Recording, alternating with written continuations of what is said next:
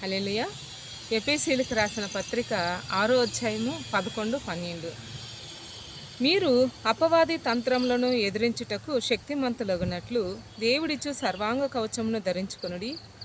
ఏలయనగా మనము పోరాడున్నది శరీరులతో కాదు గాని ప్రధానులతోనూ అధికారులతోనూ ప్రస్తుత అంధకార సంబంధులకు లోకనాథులతోనూ ఆకాశ మండలమందున్న దురాత్మల సమూహముతోనూ పోరాడుచున్నాము. వాక్యం చాలా స్పష్టంగా చెలవిస్తుంది. మనం పోరాడున్నది శరీరులతో కాదు. అపవాది తంత్రాలని మనము చాలా గ్రహించుకోవాలి. వాటిని ఎదిరించడానికి మనం శక్తిమంతులగాలని వాక్యం చెలవిస్తుంది. ఈ అపవాది తంత్రములు ఎలా చేస్తాయంటే, దేవుని పిల్లలైనటువంటి ఇశ్రాయేలీలు దేవుని రాజ్యం నుండి తొలగిపోవటానికి, దేవునికి వ్యతిరేకంగా పాపం చేయటానికి ప్రేరేపించారు. ఎవరి ద్వారా? ఆ నాబాతు కుమారుడైనటువంటి యెరోబాము. ఆ ఇశ్రాయేలీల రాజులు అందరూ అదే విధంగానే ప్రయత్నం చేశారు. దేవుని పిల్లలని మరి దేవుని రాజ్యానికి వ్యతిరేకంగా చేసేలా మరి ఆ విగ్రహాల వైపు దేవుని పిల్లలని త్రిప్పారు కదా. అదేవిధంగా ఆహాబు, యెజబేలు, మరి అనేక రాజులు, ఇశ్రాయేలీల రాజులు. ఇదే అన్నమాట అపవాది తంత్రాలు.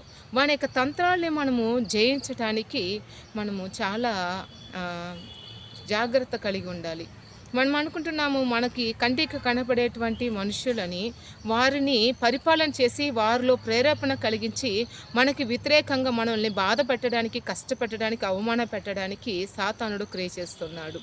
ఎందుకంటే ఎలాగో వాడికి పరలోక రాజ్యం లేదు కాబట్టి, వాడు నెట్టివేయబడినటువంటి దూత కాబట్టి, వాడి సమూహమును తీసుకొచ్చి దేవుని పిల్లల్ని కూడా అదే విధంగా దేవుని రాజ్యానికి, దేవుని వాక్యానికి వ్యతిరేకించేలా చేసి మనల్ని బాధ పెడుతుంటాడు.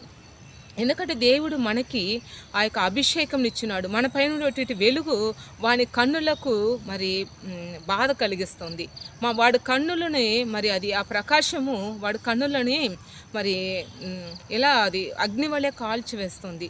మనం వెలుగు సంబంధంగా ఉన్నాము కాబట్టి ఆ వెలుగును ఆర్పివేయటానికి, మన మీద ఉన్నటువంటి అభిషేకాన్ని మరి తీసివేయటానికి వాడు తరచుగా ప్రయత్నం చేస్తూనే ఉంటాడు. వాడు డైరెక్ట్గా వచ్చి 2 కొమ్ములు పెట్టుకునే సాతాను అని చెప్పడండి. వాడు మన పరిస్థితులను బట్టి, మన కుటుంబంలో పోరాటాలు తెచ్చిపెట్టి, సమస్యలు తెచ్చిపెట్టి, ఆర్థిక కొదువులు తెచ్చిపెట్టి, అవమానాలు తెచ్చిపెట్టి, అక్కపక్క వారితో, బంధువులతో, ఇంట్లో ఉన్నవారితో ఇలా సమాధానం లేని పరిస్థితి తెచ్చిపెట్టి మనల్ని మానసికంగా వేదన పెడతాడు. ఎందుకో తెలుసా? మనం దేవుని వెతకకూడదు. వీళ్ళకి ఏదో ఒక తరచుగా బాధ, అవమానం, నింద, కష్టాలు, వ్యాధి ఏదో ఒకటి వీళ్ళకి ఉంటే వీళ్ళు దేవుని వెతకరు అనేది వాడి యొక్క తంత్రం అన్నమాట. అందుకే దేవుని రాజ్యానికి వాడు మనల్ని వెళ్ళనీకుండా చేస్తాడు.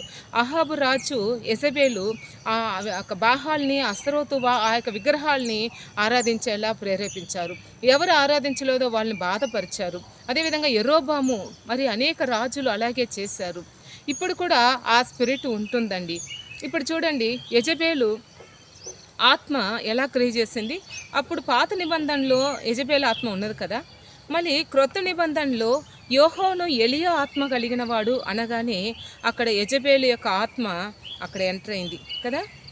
ఆ యొక్క అతని యొక్క హేరోదు యొక్క భార్య అయినటువంటి, అంటే తన అన్న భార్య అయినటువంటి ఆ స్త్రీ తన కుమార్తెని ప్రేరేపించి యోహోను యొక్క తలను అడిగింది కదా. ఇక్కడ యెజబేలు ఏం చెప్పింది? పాత నిబంధనలో ఏలి యొక్క తలని రేపు ఇయరకి నీ తల నీ ఒంటి మీద ఉండదని సవాల్ విసిరింది.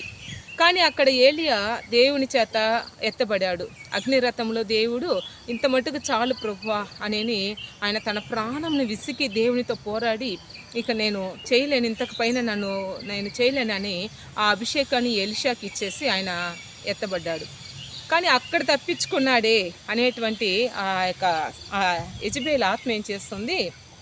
అక్కడ తప్పించుకున్నటువంటి ఆ ఏలియాను ఇక్కడ క్రొత్త నిబంధనలో యోహోను యొక్క తలని నరికివేసింది. ఆ తలను పెట్టుకొని ఏమన్నా ఫ్రై చేసుకొని తింటారా? లేదు కదా. కానీ ఆ యొక్క ఆత్మ అక్కడ సవాలు వేసింది కదా, అది ఇక్కడ నెరవేరుస్తుంది. అలాగే దేవుని పిల్లలకు వ్యతిరేకంగా ఆ దురాత్మలు పోరాడుతూనే ఉన్నాయి.